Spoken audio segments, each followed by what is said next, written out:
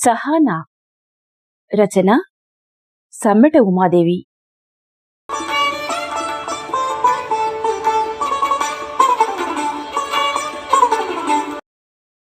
సంగీతమంటే నాకున్న మమకారం చేత మా బాబుకి మోహన్ అని, పాపకు సహానా అని పేర్లు పెట్టాను. సహానా చిరునవ్వులు ఒలకబోస్తూ ఉంగా ఉక్కు అనడం దగ్గర నుండి దాన్ని మంచి గాయనిగా చెయ్యాలని ఉబలాటపడ్డాను. అది తొలి పలుకులు పలుకుతున్న దగ్గర నుండి బాలగీతాలు, వేమన, సుమతి పద్యాలు నేర్పుతూ అది ముద్దు ముద్దుగా వల్లవేస్తుంటే ఆనందపు వెల్లువనయ్యాను. మా బాబు మోహన్కు కూడా అలాగే నేర్పినా సహానా పలుకులో ఓ మధురిమను అనుభవించాను. మోహన్కి కూడా సంగీత తరగతులకు పంపినా స్నేహితులంతా మైదానంలో క్రికెట్ ఆడుతుంటే వాడి ప్రాణమంతా అక్కడే ఉండేది. బంతి బ్యాటు ఆకర్షించినంతగా పాట గానం వాడిని ఆకర్షించలేదు. కాని సహానా ఇలా చెబితే అలా అల్లుకుపోయేది. దాని పలుకులు పాటలతో మా ఇల్లు రాగమాలికలా రవలించేది. సంగీతమే ప్రపంచమా? చదువు చట్టుబండలు అక్కర్లేదా? నలుగురితో పాటు శ్రీవారు నిలదీశారు. నిజంగా చదివి తీరాల్సిన అవసరమే లేకుండా సంగీతమే దాని ప్రపంచమైతే ఎంత బాగుండు. కుదరదుగా. సమకాలీన ప్రపంచంలో నవనాగరికురాలనైన నేను దాని మెడకు టై, నడుముకు బెల్టు, కాళ్లకు బూట్లు లేసులు అనే 3 రకాల బంధనాలు తగిలించి బండెడు పుస్తకాల మూటను భుజాన వేసి బడి కార్మికురాల్ని చేసేసి దాని ఇంగ్లీష్ పలుకులకు మురిసిపోవడం నేర్చుకున్నాను. అది పుట్టెడు హోంవర్క్ ముందేసుకొని ఇంపోజిషన్లు ఇంపుగా రాస్తుంటే పాయింట్ పెంచుకొని కళ్లద్దాలు తెచ్చుకున్న మంచి ర్యాంకుల స్థానం చూసి తృప్తి పడటం అలవర్చుకున్నాను.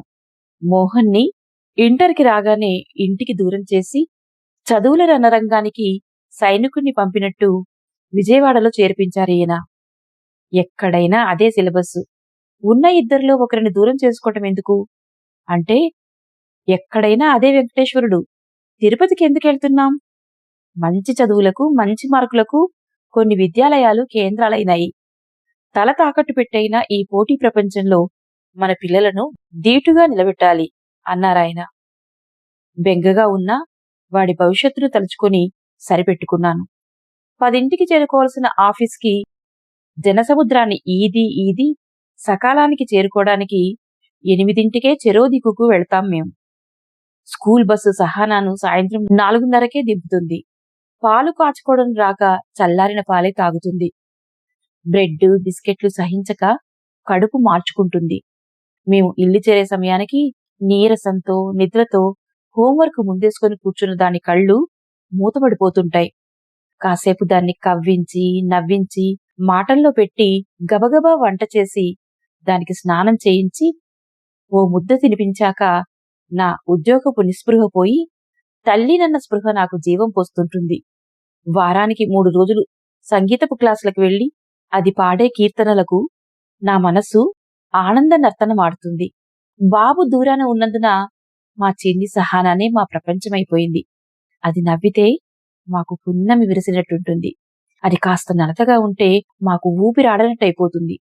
అది కన్నీరు పెడితే మాకు దిక్కు తోచినట్లవుతుంది.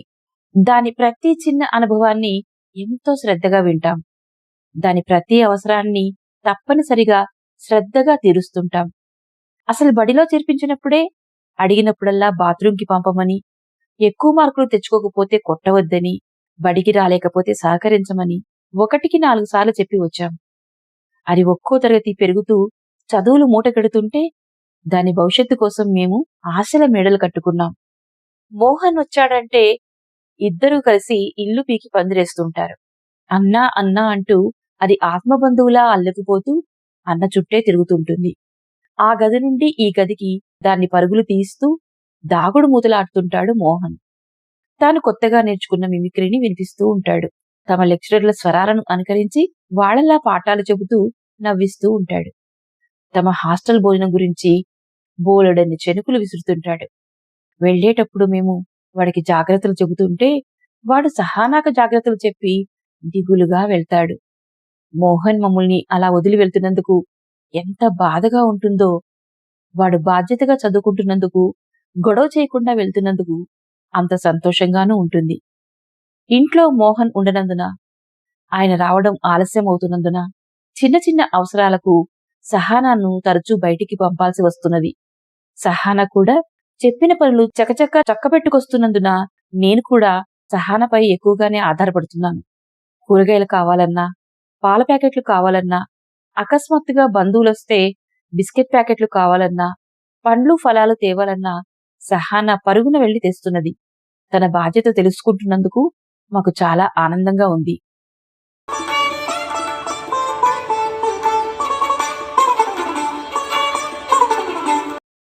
ఒక రోజున సహానా వగురుస్తూ పరిగెత్తుకొచ్చింది. భయంగా నన్ను చుట్టేసుకున్నది. ఏంటమ్మా అని దగ్గరకు తీసుకున్నాను. కుక్కలమ్మా, కుక్కలు. వీధి వీధంతా కుక్కలే. వస్తుంటే పోతుంటే ప్రతిరోజు అవి వెంట పడుతున్నాయి. నాకు చాలా భయమేస్తుందమ్మా. ఒక్క పరుగు పెట్టానా అవి నా వెనక పడ్డాయి ఏడుస్తూ చెప్పింది.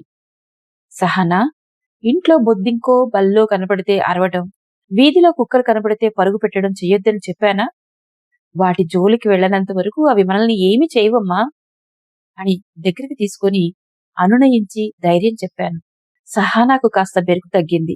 కాని తరచూ వారానికి 2-3 సార్లు కుక్కలు వెంటబడటం, అది భయంతో పరుగుపెట్టి రావడం జరుగుతూనే ఉంది. ఒక్కోసారి అది భయంతో నిద్దట్లోనూ కలవరిస్తున్నది.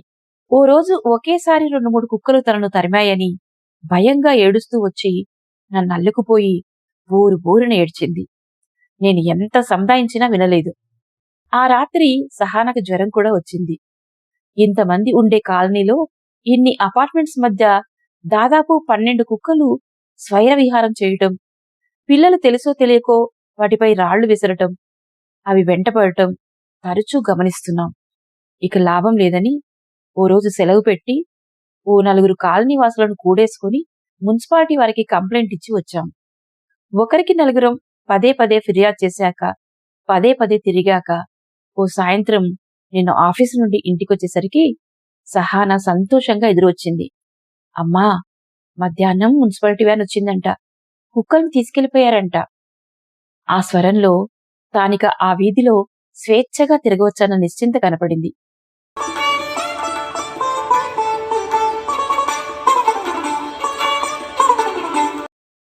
మా అనురాగ మందిరానికి నూతన వర్ణాలు అద్దినట్టు, మా పూల తోటలో రోజాలు మొగ్గలు తొడిగినట్టు, సహానా పర్వాల తొలిమెట్టు ఎక్కిన వేళ బంధుమిత్రులతో మా ఇంట పర్వదినం జరిగింది. మా బాధ్యత మరింత పెరిగింది. సహానాను మరింత జాగ్రత్తగా చూసుకోవాల్సిన అవసరం వచ్చింది. సహానా కొత్తందాలు సంతరించుకుంటున్న కొద్దీ బడిలోనూ, బంధువర్గంలోనూ, మా వీధిలోనూ అదో ప్రధాన ఆకర్షణ అయింది. దాని కొత్త సోయగాలకు మా మనస్సులు చిరుగర్వంతో పొంగాయి. సహానా 10వ తరగతి పరీక్షలు ముగిశాయి.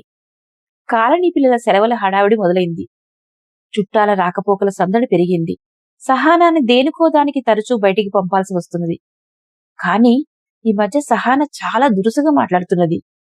ఏదైనా తెమ్మంటే నేను తేన్పో, నేను వెళ్లను, నాన్నను వెళ్ళమను, లేదా నువ్వే వెళ్ళు, ఇలాంటి జవాబులిస్తుంటే బాగా గారాబం చేసి మేమే చెడగొట్టామని మాపై మాకే కోపం వస్తున్నది. ఆ పొగరు గర్వం కాస్త తగ్గించుకోమని, కాస్త కష్టపడితే ఇంటికి వంటికి మంచిదని తరచూ బోధన చేయసాగాను. అయినా సరే నేనెక్కడికి వెళ్ళనని తరచూ మొండికేస్తున్నది.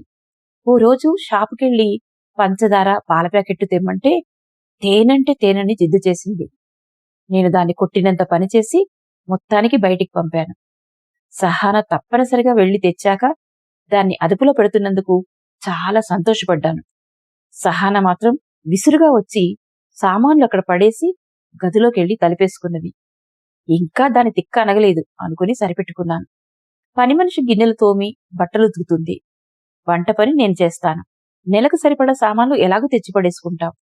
కాస్త కూరగాయలు, పండ్లు ఫలాలు అవసరం పడ్డప్పుడు పాల ప్యాకెట్లో బిస్కెట్లో తెస్తానికి అది ఇంత సతాయిస్తుందేం అని నాకు ఒళ్ళు మండిపోతున్నది.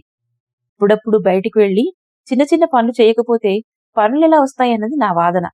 ఈ విషయమై తరచూ నాకు సహానాకు వాదన జరుగుతూనే ఉంది. అది వెళ్లనన్న కొద్దీ నాకు పంతం పెరుగుతున్నది. ఈ తరం అమ్మాయి ఇంటి పని బయట పని సమర్థవంతంగా నిర్వహించుకురావాలి కదా.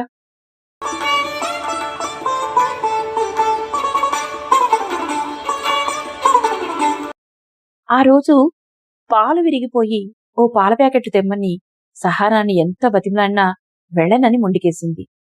తాతయ్య వస్తున్నారు, కనీసం టీ అన్నా పెట్టివ్వాలి కదా అంటే వినదు. ఏదేదో వాదన వేసుకుంటున్నది.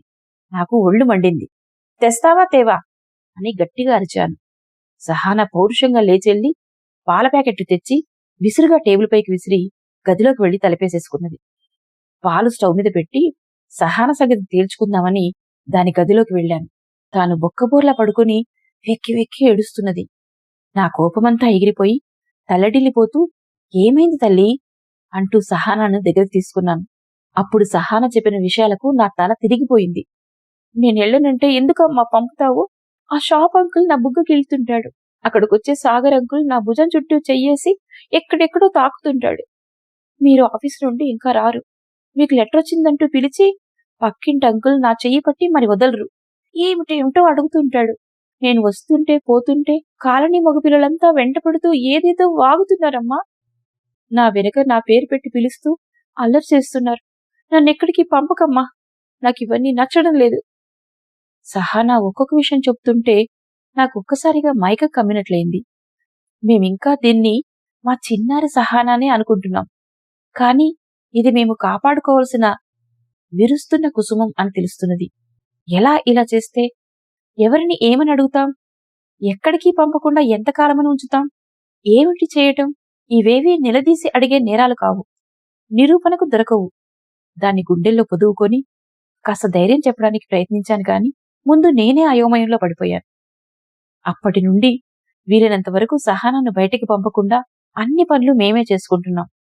అకస్మాత్తుగా శత్రుదేశాలు దాడి చేస్తే అప్రమత్తమైన సైనికుల్లా నేను ఈయన సహానాను ఎంతో జాగ్రత్తగా చూసుకోసాగాం. ఎక్కడికి వెళ్లినా దానికి కూడా వెళ్తూ వీలైనంత వరకు ఒంటరిగా పంపకుండా కాపాడుకుంటూనే కాలేజీలో చేర్చాం.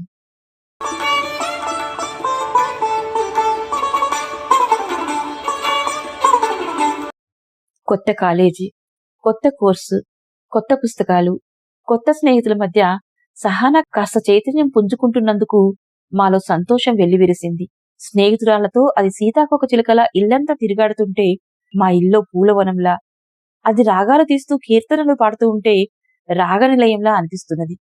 సహానా కాస్త చదువులో పడింది. అస్తమానం పుస్తకాలు ముందేసుకొని శ్రద్ధగా చదవసాగింది. చదువులో మంచి ప్రతిభ కనబరుస్తున్నది. కాలేజీలో మంచి పేరు తెచ్చుకున్నది.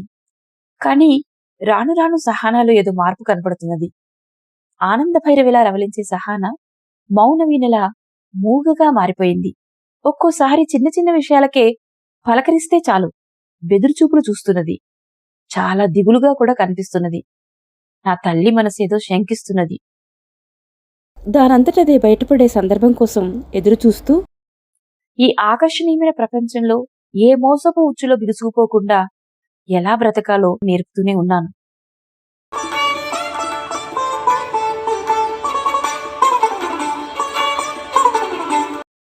ఆ రోజు సహానా మళ్లీ పరుగు పరుగున వచ్చి నన్ను చుట్టుకుపోయి, అమ్మా నేనింక చదువుకోనమ్మా, చదువు మానేస్తాను, నాకు చదువొద్దు, నేను ఈ చదువు మానేస్తానమ్మా అంటూ ఏడవటం మొదలుపెట్టింది.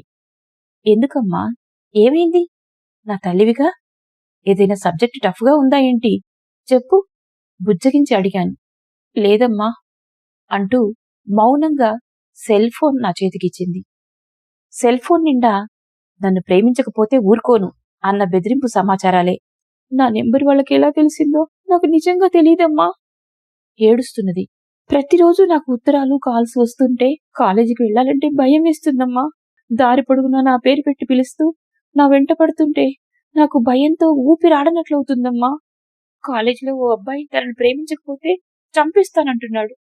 మరో 2 రోజుల్లో నా నిర్ణయం చెప్పకపోతే యాసిడ్ పోస్తానంటున్నాడు. నిజంగా నన్నేదైనా చేస్తారేమోనని భయమేస్తుందమ్మా.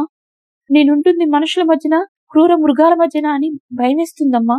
ఆ రోజు కుక్కలు నా వెంట పడుతున్నాయంటే ఎవరెవరికో చెప్పి వాటి బాధ లేకుండా చేశావు. ఇప్పుడు కూడా ఏదైనా చెయ్యమ్మా, నేను స్వేచ్ఛగా చదువుకునేలా చెయ్యమ్మా. సహానా నన్ను అల్లుకుపోయి పెద్దగా రోదిస్తుంటే నా తల్లి మనసు నిలువెల్లా వణికిపోతున్నది. సమాజాన్ని ఏదో నిక్కదీసి అడుగుతూ సహానా శోకరాగం అంతకంతకు పెద్దదవుతున్నది. దాని గుండెల్లో పొదువుకున్న నా మదిలో కడలి ఘోష. ఇప్పుడు నేనేం చేయను? ఈ సమాజంలో నేను ఓ తల్లినేగా. ఇక క్రూర మృగాలను ఎదుర్కొనే బ్రతుకు రాగం సహానాకే కాదు, క్రూర మృగంలా మారకుండా ఉండే జీవన రాగం మోహన్కి కూడా నేర్పాలి అనిపించింది. దానికంటే ముందు సహానాన్ని రక్షించుకోవాలి అనుకుంటూ సహానా కాలేజీ మేనేజ్మెంట్తోనూ పోలీసులతోనూ మాట్లాడడానికి, మా కన్నతల్లిని కనుపాపలా కాపాడుకునేందుకు నేను ఈయన బయలుదేరాం.